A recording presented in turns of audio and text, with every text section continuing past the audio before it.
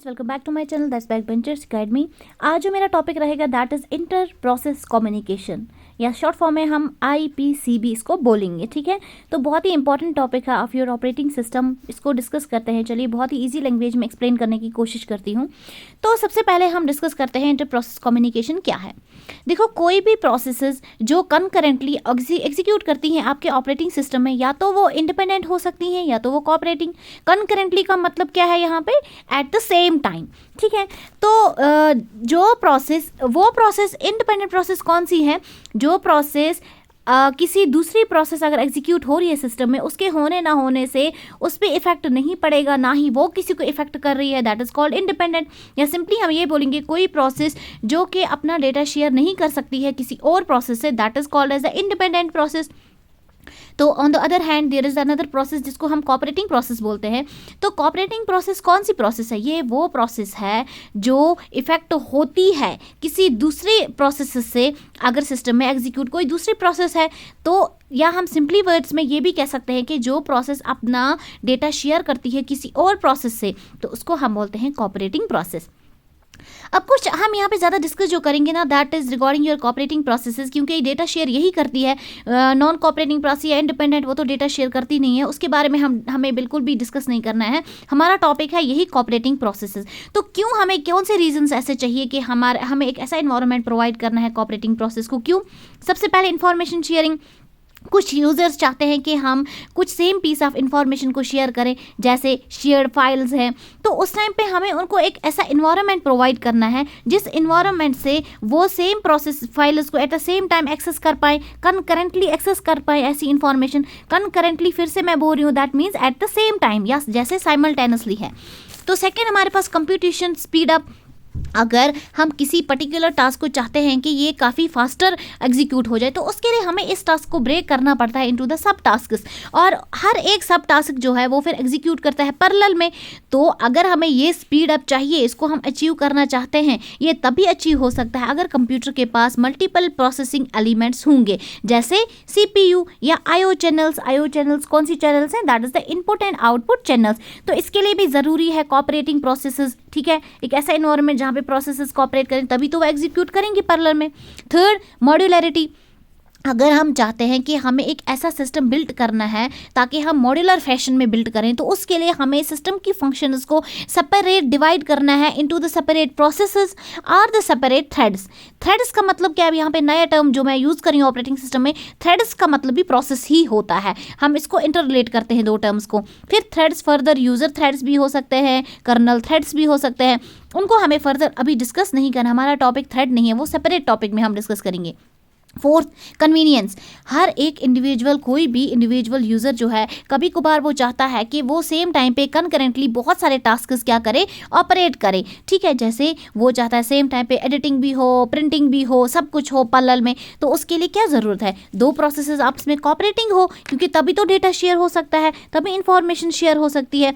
That's why we are ज़्यादा हम किस पे फोकस करें? कोऑपरेटिंग प्रोसेसेस पे। तो कोऑपरेटिंग प्रोसेसेस के पास कुछ ऐसा तो IPC जो है, इंटर प्रोसेस कम्युनिकेशन मैकेनिज्म, ये अलो करता है दो प्रोसेसेस को कोऑपरेट करने में, एक्सचेंज करने में इंफॉर्मेशन। तो दो फंडामेंटल मॉडल्स हैं इसके लिए। पहला शेयर्ड मेमोरी एंड दूसरा मैसेज पासिंग। अब देखो, शेयर्ड मेमोरी मॉडल में कुछ ऐसा होता है कि यहाँ पे दो कोऑपरेटिंग प्रोसेसेस की बिटवीन में एक इस्टेब्लिश हो जाता है क्या, इनके बिटवीन में एक शेयर्ड रीजन इस्टेब्लिश हो जाता है। और फिर ये जब एक्सचेंज करते हैं ना डेटा, वो या तो करेंगे by reading and by writing data, ठीक है, टू दिस शेयर्ड रीजन। लेकिन मैसेज पासिंग में ऐसा कुछ नहीं है। वहाँ पे जो दो प्रोसेसेस अगर कम्युनिकेट करना चाहती हैं एक दूसरे के साथ, तो simply they will communicate with the help of the message. वहाँ पे मैसेज एक्सचेंज हो जाएंगी, वहाँ पे कोई भी ऐसा लिंक या शेयर्ड मेमोरी रीजन फॉर्मेट नहीं होगा। ये तो मैंने सिंपल सा आपको ऊपर से जस्ट एक्सप्लेन किया है शेयर्ड मेमोरी और मैसेज पासिंग का। इसको हम ब्रीफली एक्सप्लेन करेंगे कि असल में मैसेज पासिंग सिस्टम क्या है। अभी आप इतना याद रखोगे कि कम्युनिकेशन जो शेयर्ड मेमोरी है, शेयर्ड मेमोरी में यहाँ पे क्या हो जाता है, एक रीजन ऑफ मेमोरी शेयर हो जाता है। लेकिन मैसेज पासिंग में शेयर्ड मेमोरी का रीजन कुछ नहीं है, ऐसा कुछ नहीं है। वहाँ पे क्या होता है, वहाँ पे दो प्रोसेसेस कम्युनिकेट करती हैं, लेकिन मैसेज एक दूसरे को पास करके। चलो अब हम इसको ब्रीफली और अच्छे से समझते हैं। शेयर्ड मेमोरी सिस्टम्स क्या है? आईपीसी या जिसको हम इंटर प्रोसेस कम्युनिकेशन करेंगे, वो क्या करता है, अगर दो प्रोसेसेस को आपस में कम्युनिकेट करना है by using the shared memory system, तो उसके लिए उनके बिटवीन में क्या इस्टेब्लिश होना चाहिए, रीजन ऑफ शेयर्ड मेमोरी। ठीक है, तो ये जो शेयर्ड मेमोरी का रीजन है, दरअसल ये कहाँ पे होता है, ये है एड्रेस स्पेस में, किसी भी प्रोसेस की एड्रेस स्पेस में। ठीक है, अब अगर कोई दूसरी प्रोसेस उस टाइम चाहती है कि मैं कम्युनिकेट करूं by using this shared memory segment जो क्रिएट हुआ है, तो उसके लिए उसको उसके एड्रेस स्पेस के साथ अटैच होना ज़रूरी है। अब एड्रेस स्पेस क्या है, हर एक प्रोसेस के पास कुछ लीनियर एड्रेसेस होती हैं जो वो यूज़ करती हैं, लेकिन हर एक प्रोसेस के पास अलग अलग different set of linear addresses होती हैं। लेकिन ये सिर्फ किस में है, शेयर्ड मेमोरी में। लेकिन मैसेज पासिंग में ऐसा कुछ नहीं, यहाँ पे एड्रेस स्पेस बहुत ज़्यादा इंपॉर्टेंट है, किसमें, हमारा शेयर्ड मेमोरी में। ठीक है, हो गया। अब जब यहाँ पे हमारे पास that is shared region create, और फिर उसके अकॉर्डिंग ये एक दूसरे के साथ क्या करेंगे, अपने इंफॉर्मेशन को शेयर करेंगे। अब ऑपरेटिंग सिस्टम हमेशा ट्राई क्या करता है, ये चाहता है कि जब एक प्रोसेस हमारी एग्जीक्यूट हो रही है तो हम उस टाइम प्रिवेंट करें कि दूसरी प्रोसेस एग्जीक्यूट ना हो जाए, वो एक्सेस ना करे उस प्रोसेस की मेमोरी को। लेकिन शेयर्ड मेमोरी में ऐसा कुछ नहीं है। अगर शेयर्ड मेमोरी हमें करनी है ये मैकेनिज्म, तो उसके लिए दो प्रोसेसेस को एग्री होना पड़ेगा इस रिस्ट्रिक्शन को रिमूव करने के लिए। वहाँ पे ऐसी रिस्ट्रिक्शन अगर होगी तो नहीं चलेगा, क्योंकि वो एक्सचेंज इन्फॉर्मेशन तभी कर सकते हैं जब वो एक्सचेंज करते with help of reading and writing the data, किस में, to this shared region, this shared area. तो अगर प्रोसेस जो है, वो प्रोसेसेस जो है ना, अगर एक प्रोसेस किसी लोकेशन पे लिख रही है कहीं पे किसी जगह पे, तो eight the same time simultaneously this process should assure that कोई भी दूसरी प्रोसेस उसी सेम लोकेशन पे नहीं लिखनी चाहिए। ठीक है, आई रिपीट, एक लोकेशन पे दो प्रोसेसेस सेम चीज़ नहीं लिख सकती हैं सेम लोकेशन पे, वो चीज़ इसमें नहीं होनी चाहिए।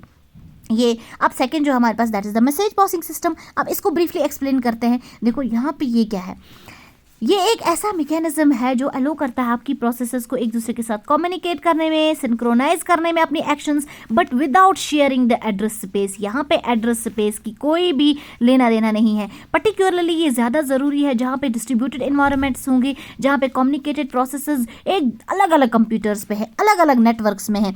लेकिन जो शेयर मेमोरी था वो एक ही सिस्टम पे होते हैं, अलग अलग नेटवर्क्स पे नहीं। ये एक और डिफरेंस आ गई मैसेज पासिंग डिस्ट्रीब्यूटेड सिस्टम्स के लिए है। एग्जाम्पल में जैसे मैं चैट प्रोग्राम की बात करूंगी, ये www that is world wide web पे एक प्रोग्राम है जो डिज़ाइन किया गया है चैटिंग के लिए। यहाँ पे पार्टिसिपेंट्स एक दूसरे के साथ कम्युनिकेट करते हैं but with the help of exchanging messages.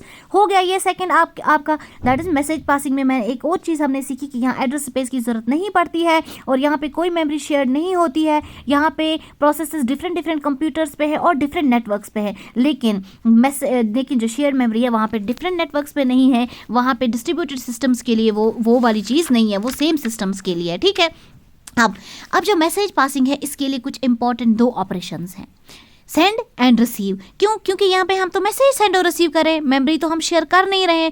जब मैसेज हम चैट कर रहे हैं तो उसके लिए हम मैसेज सेंड करते हैं या रिसीव। ठीक है, अब मैसेजेस जो प्रोसेस सेंड करती है या वो फिक्सड होगी या वेरिएबल साइज। अगर सिर्फ फिक्सड साइजेस मैसेज हमें सेंड करनी है तो सिस्टम लेवल इंप्लीमेंटेशन बहुत आसान होगा, लेकिन प्रोग्रामिंग बहुत difficult. On the other hand अगर वेरिएबल साइज मैसेजेस को हमें सेंड करना है तो कम्प्लेक्स सिस्टम लेवल इंप्लीमेंटेशन तो बहुत कम्प्लेक्स होगी, लेकिन ऑन द अदर हैंड जो प्रोग्रामिंग टास्क होगा वो काफ़ी सिंपल बन जाएगा। दैट मीन्स प्रोग्रामिंग सिंपल किस में है, हमारे पास वेरिएबल साइज में, और हमारा प्रोग्रामिंग किस में कम्प्लेक्स है, that is the fixed size में।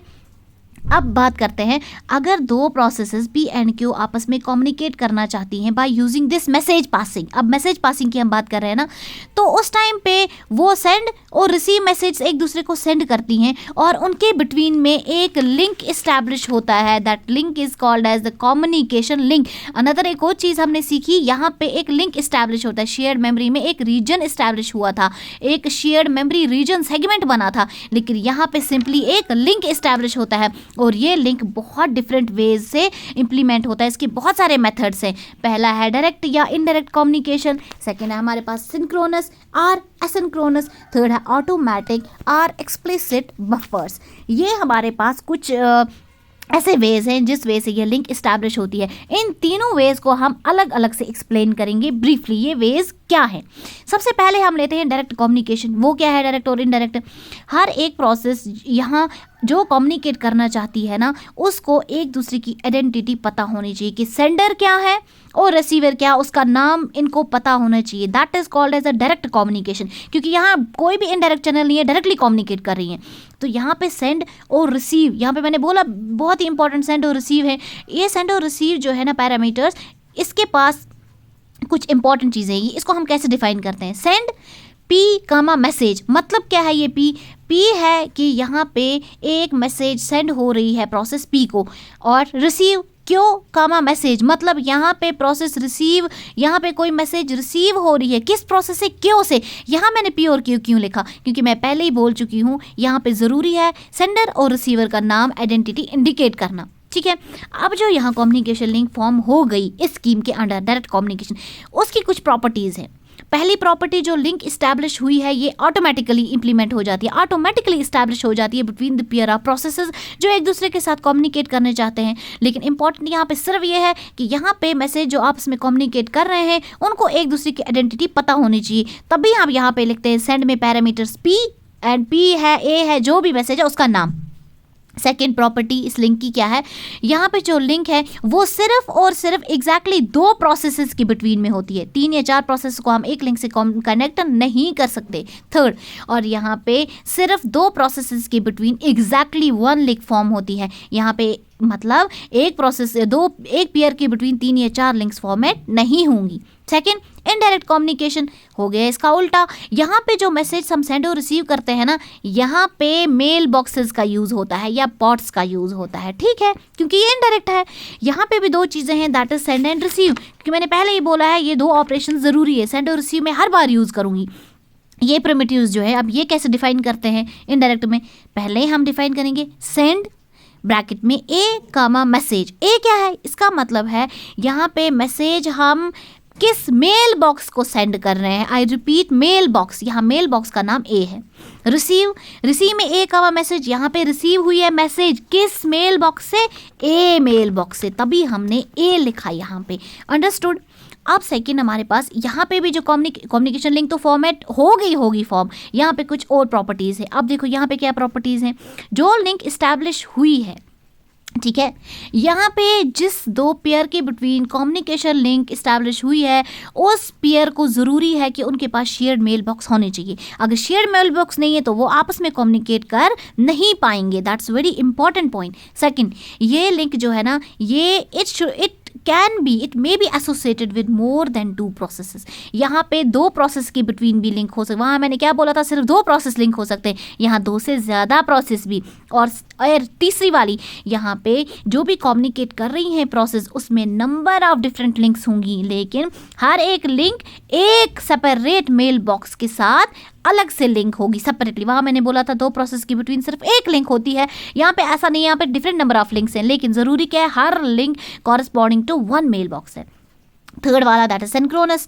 अब देखो जो यहाँ पे कम्युनिकेशन 2 प्रोसेस की बिटवीन होती है, यहाँ पे कुछ और 2 operation, that's call and receive. यहाँ पे आगे कॉल्स एंड रिसीव, ठीक है। अब यहाँ पे सेंड नहीं है, कॉल्स एंड रिसीव है, ठीक है।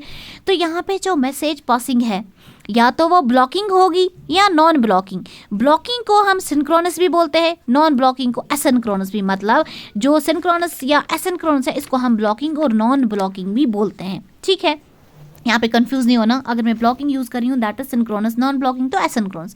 ब्लॉकिंग, यहाँ पे भी कुछ ऑपरेशन है। पहला ब्लॉकिंग सेंड, यहाँ पे जो सेंडिंग प्रोसेस है वो ब्लॉक तब तक होती है जब तक ना मैसेज रिसीव हो जाएगी रिसीवर एंड पे, ठीक है, या मेल बॉक्स से receive. Second, non blocking send, यहाँ पे सेंडिंग प्रोसेस मैसेज को सेंड करती है और उस ऑपरेशंस को रिज्यूम कर देती है, यहाँ पे रुकती नहीं है, ब्लॉक नहीं होती। Third, that is the blocking receiver. अब रिसीवर की बात करें, यहाँ पे रिसीवर तब तक ब्लॉक कर देता है जब तक वो मैसेज अवेलेबल ना हो, जब तक ना सेंडर उसको मैसेज सेंड करे।